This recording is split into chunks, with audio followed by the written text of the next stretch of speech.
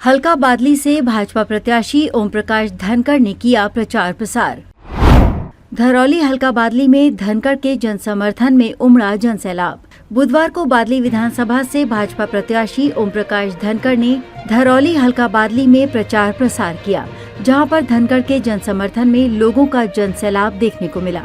ग्रामवासियों ने कहा कि इस बार गलती नहीं होगी और हमारा बेटा, हमारा मंत्री ओम प्रकाश धनखड़ को चंडीगढ़ फिर से भेजेंगे।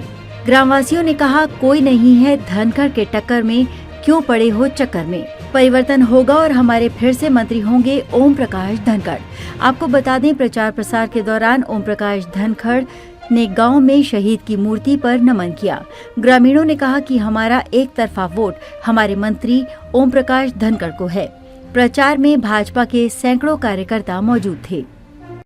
नौकरियां देने का वादा किया है, उसमें 300 यूनिट बिजली फ्री का वादा है, क्या कहेंगे?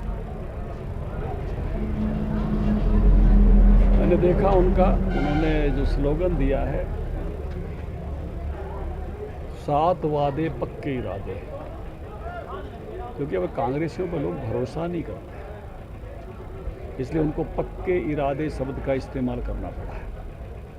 क्योंकि उनकी झूठ जो राजस्थान में थी, आपको वो राहुल गांधी जी के वीडियोस याद होंगे, 10 दिन में कर्जा माफ, 4000 लोगों ने सुसाइड किया।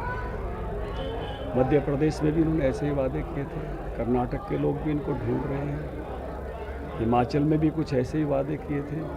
लेकिन लोगों ने इनके वादों पर विश्वास करना बंद कर दिया है। अब नया शब्द लाएं कि 7 वादे पक्के इरादे, तो मुझे लगता है इनका कोई भी भरोसा नहीं। इस प्रकार की घोषणाएं इनकी हैं। अब ये कह रहे हैं 500 रुपये में सिलेंडर देंगे,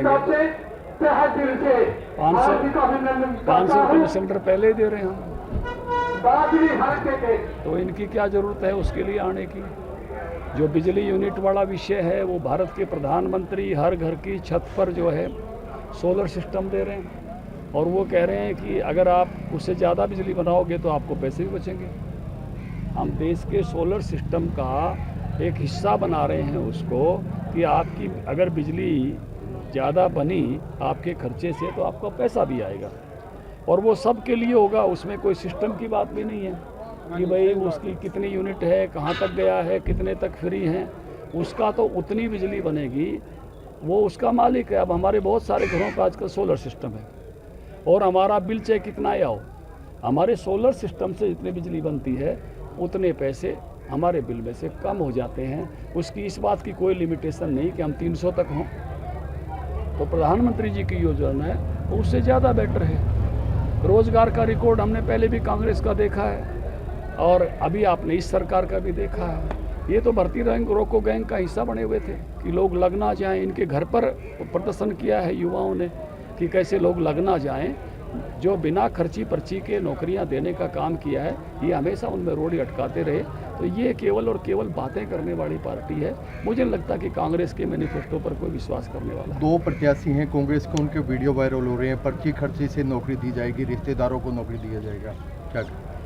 मुझे लगता है चुनाव आयोग को संज्ञान लेना चाहिए। ये सीधा सीधा लालच है, सीधा लालच दे के वोट मांगना, और इस पर चुनाव आयोग ने, मेरा मानना ये है कि इनका जो है नॉमिनेशन रद्द करना चाहिए। कि जो आदमी सीधा लालच दे के जो है वोट मांग रहा है, तो वो उससे ज़्यादा मतलब जिसको बेईमानी कह सकते हैं, चुनाव में बेईमानी कह सकते हैं। आप छोटी छोटी सरकार के सारी जेन्युइन चीज़ों को बंद करा देते हो, आप फोटो तक ढक देते हो साहब,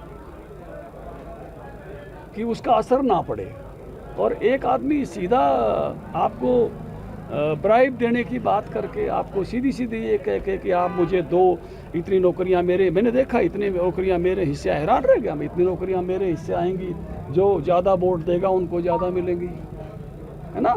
ये इसका मतलब ये कि कांग्रेस को शायद वोट मिल नहीं रहा है, लेकिन वो सीधे सीधे जिस लेवल पर आए हैं, चुनाव आयोग ने इतिहास रचना चाहिए, ऐसे लोगों का नॉमिनेशन रद्द करना चाहिए कि ये अब कैंडिडेट नहीं है, और खाली रहेगी उस पार्टी की ये सीट। भाजपा की